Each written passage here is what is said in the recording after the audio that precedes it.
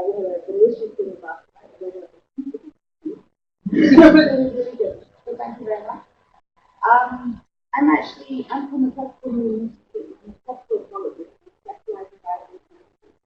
So this has been a really new exciting experience to do work on the pipeline. So I've been doing the work at DHI So very excited to look at plant effects, excited to look at two specific species.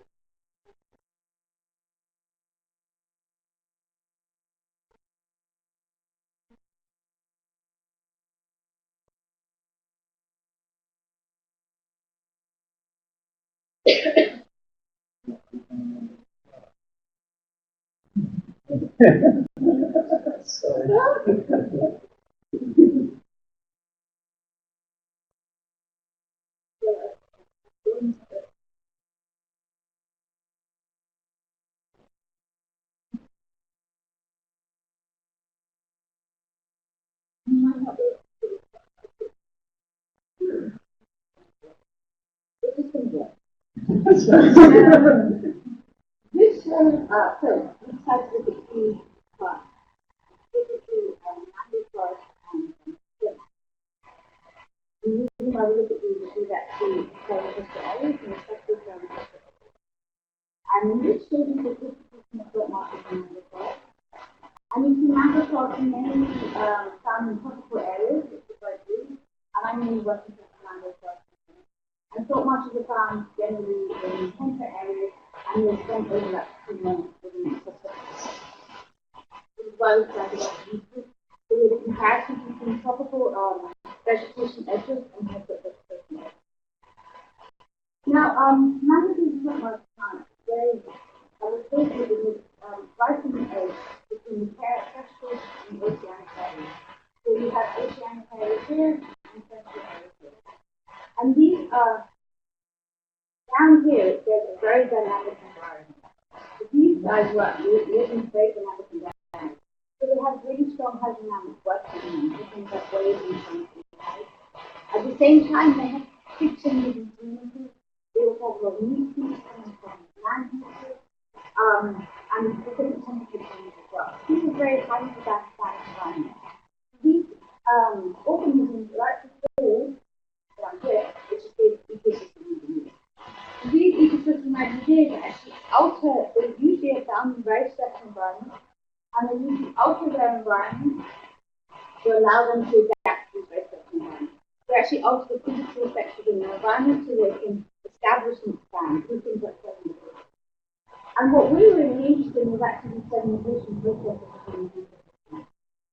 And actually both of them, you can see that although they're carrying these are coastal edges, they actually both have different techniques of how they actually cope with the wave energy and current energy and how they cope with the high sedimentation. So that's what we're really interested in. And so the systems, actually the stone master systems, they generally reduce the hydrodynamic energy to the extent to their roots, and that means they get accumulation of sedimentation. Or your mangrove forest over here, they have an incredibly complex root system, and this reduces the hydrodynamic energy causing sedimentation to the roots. So these are the two main mechanisms that we were really interested in when we were trying to use these roots. So I'll just go to the experiment. So this is the team. We have to pay big attention to DHI. We invested in all sorts of things in this team. We were very impressed that we managed to do so much in that team. They thought we were pretty over in the team. So we stuck what we were doing. And this is the best idea of the team.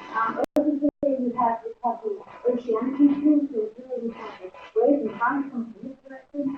We have our wave over here, which is and then we actually, because the DHI team is really cool, we actually made this a lot smaller.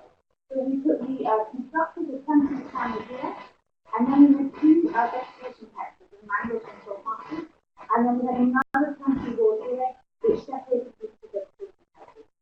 So we had this hydrodynamic energy, same hydrodynamic board going on the different ocean patches at the same time, and the mangroves and salt marshes. So to look at the mangrove and salt marshes, just to remind you of what the ecosystem engineers that we're looking at. So we really decided we were going to mimic the root system, and we were going to mimic the stem as well. So that was our main ecosystem that we were looking at. And specifically, we were looking at the mangrove root system. It's very thick. It's a rigid system.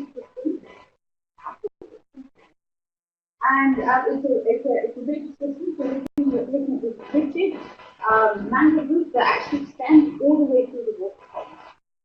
And then for the mangrove plant, the sulfur plant, we're looking at very flexible roots that extended in the past through the water column. So we have these separate traits within these ecosystems that we're supposed to be looking at. And to do this,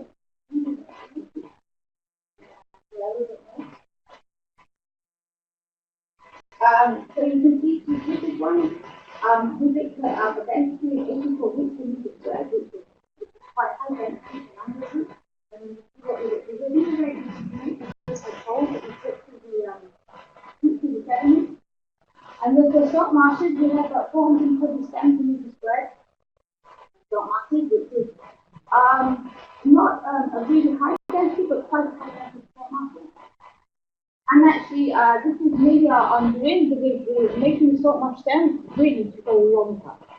And to do it for 427 meters squared doesn't sound like a high density, but really it took a swing about 3 It was really very, very low. But these are complex, so these only went past it.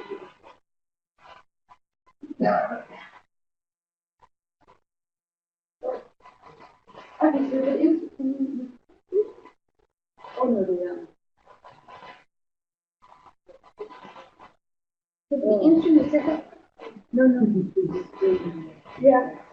So the instrument setup as an ecologist, I thought we put a huge amount of instruments in the game, but maybe we didn't have an analysis that's quite normal. We might do something. So we have 24 two-surface gauges at 4 axis positions. We fit those in detail valves at 2 axis positions, 2 longitude positions. And we also looked at bed levels for changes in erosion, changes in accumulation. We looked at what and axis positions. And so these are our pre-surface gauges here, you can see. And these are actually the red lines here. So we have 3 here and 3 here. These were our XEVs, which measured the changes in accumulation and erosion in the sediment. And these were actually a bar going across, and we load these metal poles to a little vertical down into the sediment, and then we had measuring devices behind them to measure how the accumulation. And these the XEVs actually went all over where the water dams are, and we put them in numerous points to get an idea of how sedimentation changed across the sediment.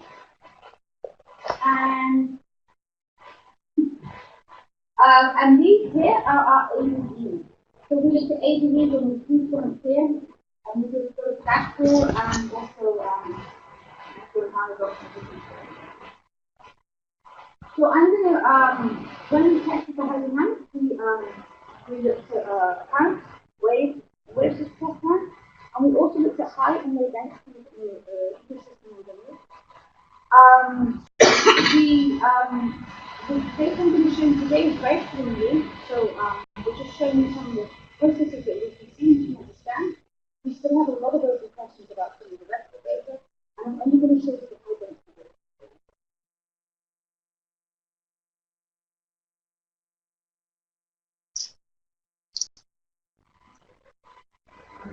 So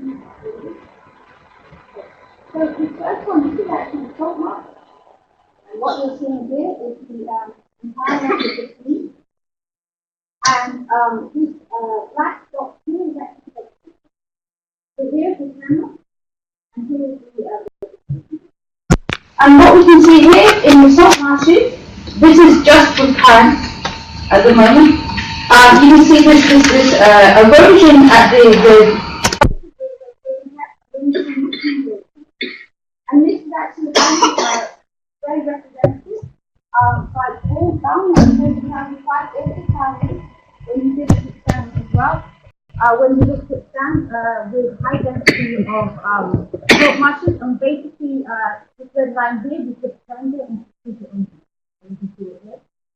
This is actually very often you find this in the field.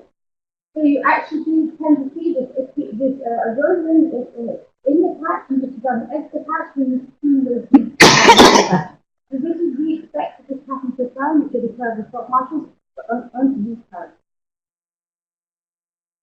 And also looking at plants, we've also looked at total kinetic energy, and actually what we're seeing here is this red line represents the ATVs that we're taking the wind motors. The black dots represent right in the edge of the motors, and the channel represents who is actually in the middle of the channel. And you see in salt marshes, they have a much lower proportional energy from the mangrove forest, and you can see actually there's very little change between the channel and the meadow and the edge. So actually, this is because the salt marshes are bending over, and there's the ease is related to the friction, which is there's very little friction going over the salt marshes. So the salt marshes are just bending over, and the plant is just going over. Or with mangroves, you're seeing a lot more presence in uniformity, because the plant is going through the mangrove with the unflexible, the rigid split is going through these, and you're seeing that you have a lot more higher friction here, which is this, the red line, which is where it's within the middle. However, you can see the blue line is very similar values. The blue line is the salt marshes, which is in the channel. This is very representative, and this shows that these TPC systems where the channels are very similar. So when we look at waves, and just to remind you of these rigid and flexible areas, you can see that you can see in salt marshes you're having this small, both all of them have a small erosion at the front, but then your mangroves are really depositing a lot of the sediment right at the front, and then you have this erosion at the back. Or your salt marshes, you're having accumulation of sediment all the way through the top. And this is because actually Bowman 2005 also found that sheet stiffness strength is the number one thing that really factors in wave attenuation. And we can see with these really rigid mangrove structures, you're getting this wave attention very quickly through the vegetation patch, and they're accumulating this sediment right at the front of the vegetation patch. And then because of this patterns in instability, you're getting increases in erosion going on the back of the patch, which you don't get in the salt marshes. And the salt marshes, because they're flexible, when you just have waves, they're really moving through the water column, so they're flapping around. So they're actually moving the sediment through the water column and depositing much more gradually, rather than in the sudden dump that you see in mangrove forest. And so when we look at waves that climate of salt marshes and mangrove forest, because we have this wave plus the current, so for example, you're getting a lot of erosion very quickly here, and then this high dump, and that's because the waves are bringing up the sediment, so the current's just the current's going through, so it's much more quicker sediment movement. And in the salt,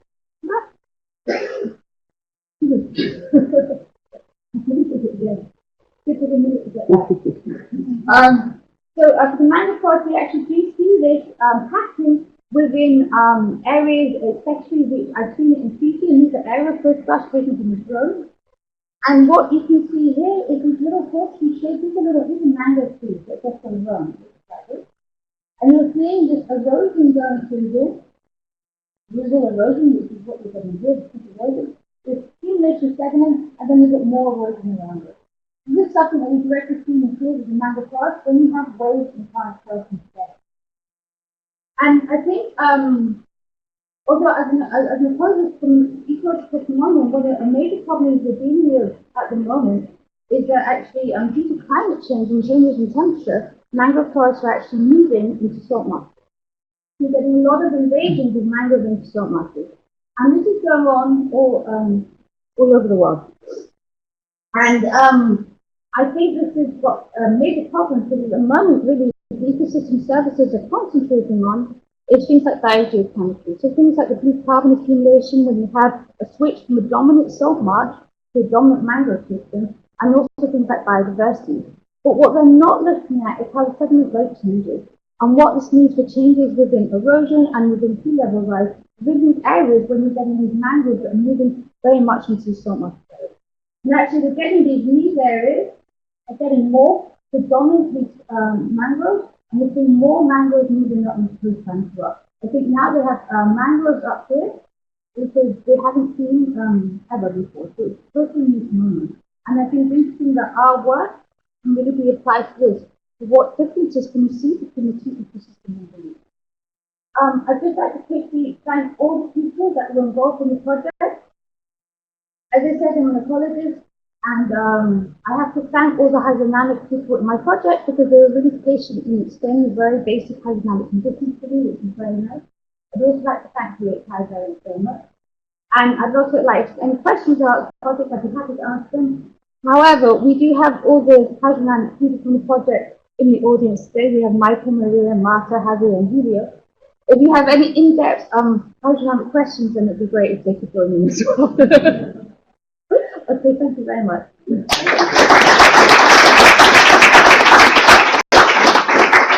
Thank you, Lucy. Are there any questions from you? I do have a question myself. You're working with the artificial plants units. Could you also measure the elasticity of those units to see if they match with reality? We did look at the elasticity for the salt marshes, I remember doing that. And the mangrove, the different species of mangroves that we did were good matches. But there are other species that can be a little bit more flexible, but we didn't match those. Okay. We also had a force measurement also on the mangroves in the salt marshes, and we still have that data set. I would expect that mangroves are very stiff, not moving with the flow. But you say there are also more flexible mangroves? Yeah, some of the mangroves and Abyssinia mangroves, they have different types of roots that come up from the ground, and the offered the roots the ground. And we've seen that very limiting and actually almost like a thing. Okay. Yeah. Any questions?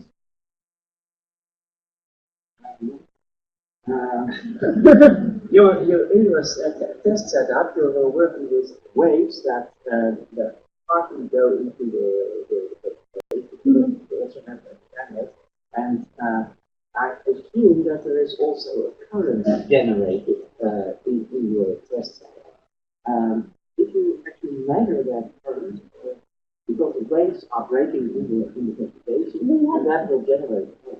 We had the ADV from the top, we had ADV within the channel as well, so they were measuring current from there. Okay. Yeah, so we had 3 ADVs, one in the channel, one in the earth, and one within the nether. Okay. So we did measure that as well.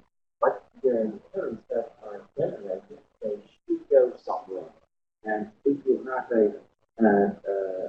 basin with now with walls around, then the current can go around a little bit further. Okay. So, no, because we didn't measure that one. yeah. Yeah.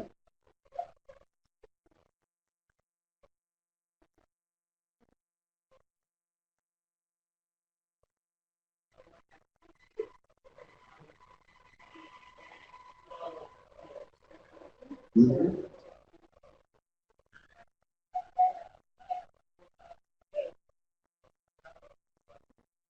Yeah.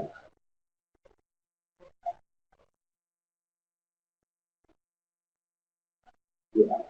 Yeah.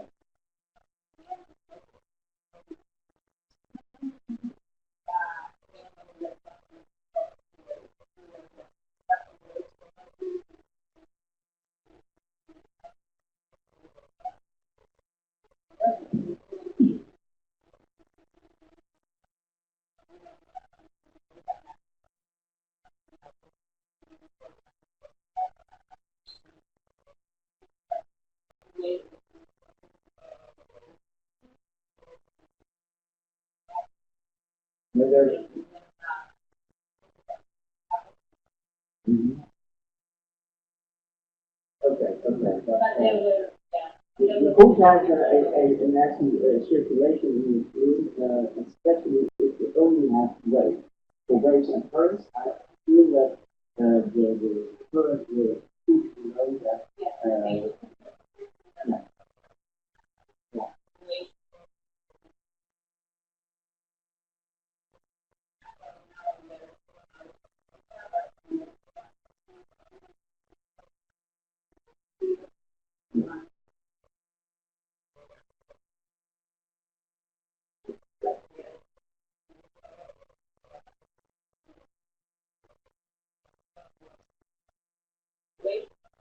yeah. Okay, good. Yes.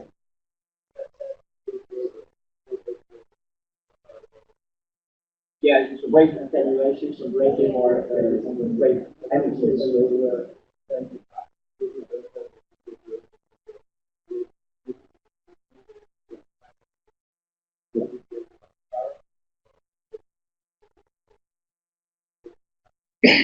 yeah, yeah. So there is a current which we actually want because it is a physical phenomena that belongs there, but it can also be an unwanted current in the fluid because you are in the basin that is called in water. Yeah, okay. Yes. Okay, very good, very good. Yeah, yeah. Last chance for a question. Yes, in the back.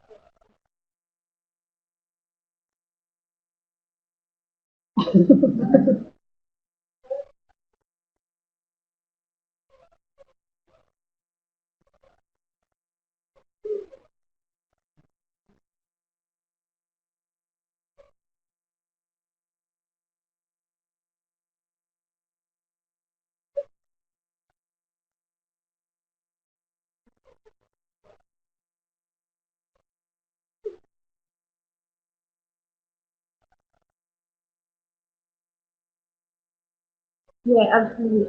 It's a very good question. Um, it's tricky, yeah, and I think we kind of do in some ways because we were looking at these kind of very specific, comparing the different trait aspects of it. So this kind of flexible versus this rigidity, and this emerged versus this submerged. Um, so yeah, you would have these different instances of organisms, crabs, mussels, those things here. But I think you can still take some rules for that and apply it to what you see in the field at the same time. But yeah, you are looking at very analyzed things. So, but I feel like the sedimentation rates, especially if you're looking at blue carbon and you're trying to get this more into sort of legislation or policy, sometimes you do need just to say, if you have this much rigidity within your mangrove roots, and you have this much density, then you are going to see this amount of sedimentation rate. And I think that's important sometimes simplifying it. But if I showed this to biogeochemists, they go crazy because they'd be like, oh, but your sediment is nothing like you see in it. I mean, like this is quite sandy. I mean, mangroves have a lot of mud. I mean, you can't put mud in food most of the time. So, yeah. Yeah.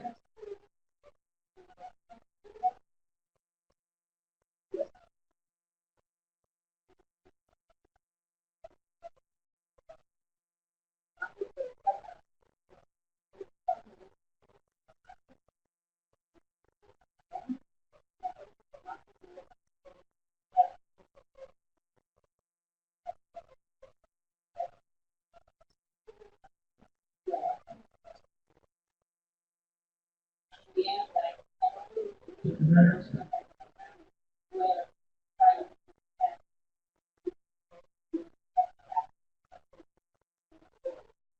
why we were